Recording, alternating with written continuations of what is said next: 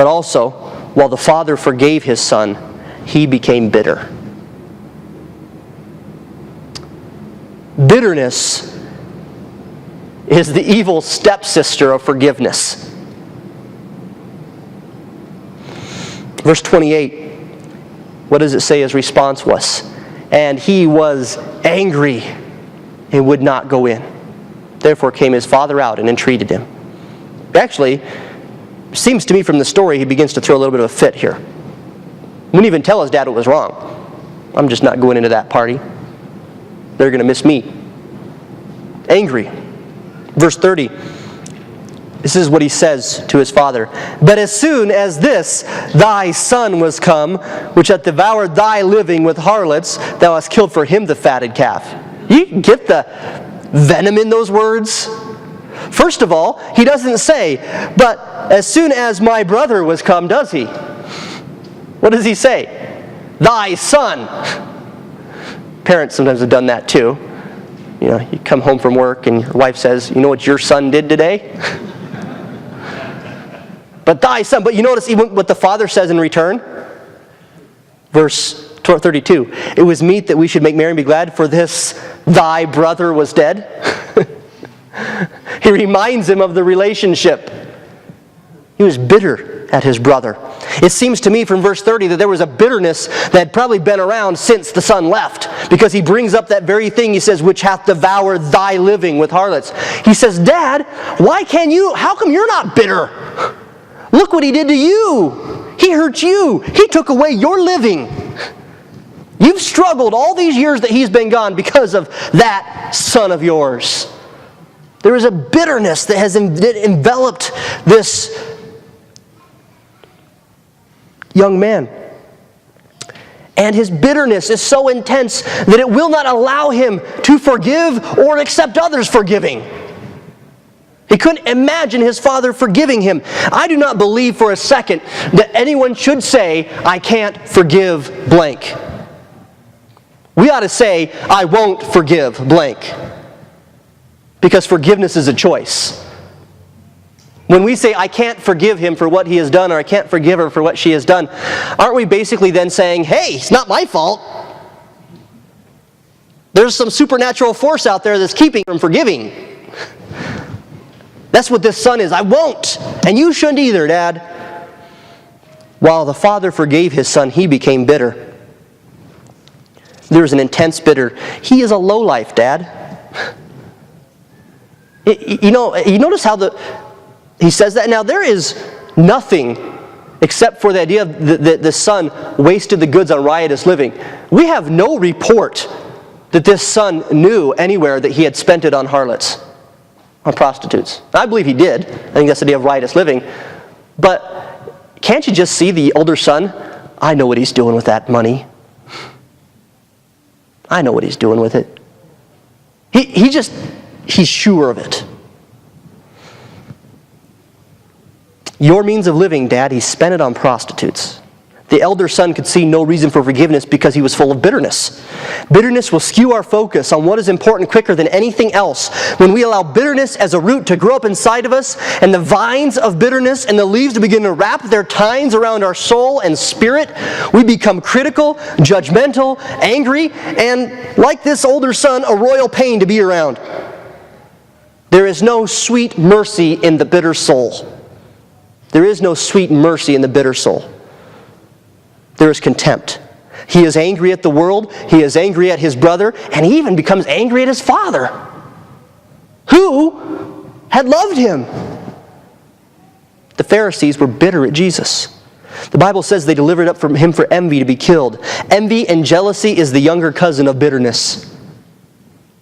Meaning this, where there is bitterness, it manifests itself in jealousy and envy. The brother could not even speak of his relationship. He was so bitter. But I think this story is indicating that he had a while to think about it. He did not get the recognition he deserved. He never got a goat to make merry with his friends. You notice even the difference there? You've given him the fatted calf. You won't even give me a goat. You see, cows were more valuable because they were less plentiful. And he says, Dad, all I want is a goat. You give him the calf. he is wallowing in bitterness, and he misses the joy and celebration. His focus is wrong because he is bitter. When our focus is wrong, when we are complaining and murmuring, when we assume the worst and suppose everyone is against us, be careful. Is there some bitterness that is moving in our soul and removing our focus from where it should be? Are we getting skewed like this older brother was? What a joy it is to minister underneath Pastor Wally Higgins. You know he's going to be 78 years old. And there is not a bitter bone in his body. And if you sit down ever and talk to him about disappointments, hurts, people that have done horrible things to him, you might wonder why he is not a bitter bone in his body. What a joy to learn under him. Bitterness will shift our focus from where it should be. It'll shift it from where it should be. So while the father waited for his son, the older worked for his benefit.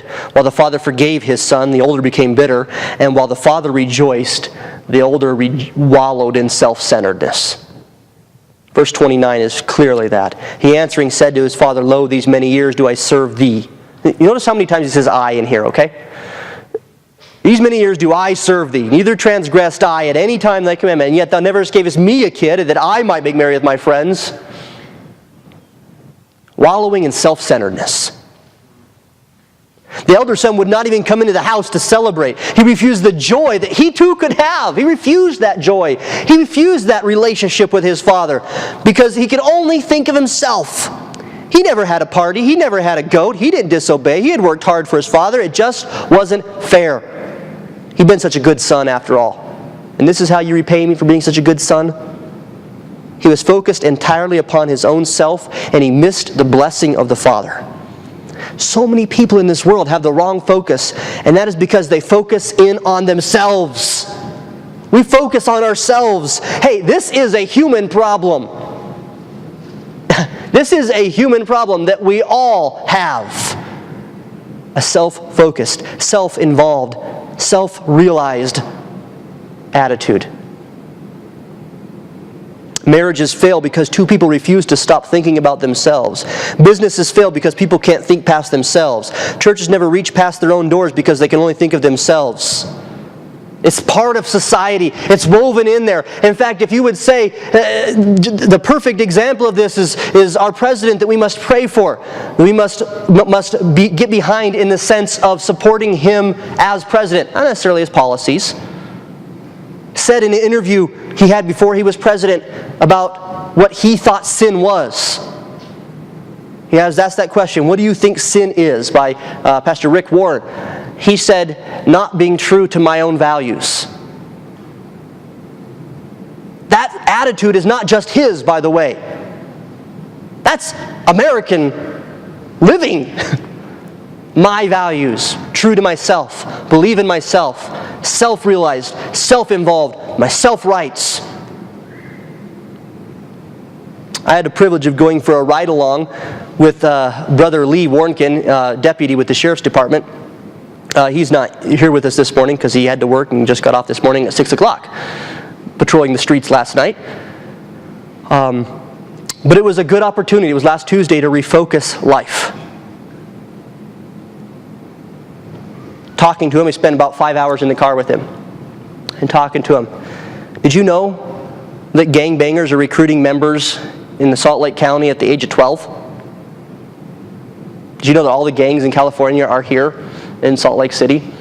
He's on the gang resistance squad. That's how he knows all this stuff. People are slaves to drugs and alcohol. Husbands and wives fight like cats and dogs. Teens have no stable mom or dad to go home to. And most of the time they turn to bad friends and peer support that is not healthy. We drove through most of Magna, I think, some in Kearns. But as we're driving, I was thinking, I wonder how many of these people have heard John 3:16. Home after home after home. And as I'm riding with Brother Lee, he's saying, I got to watch that house over there. I got to keep track of that kid. His mom is never sober.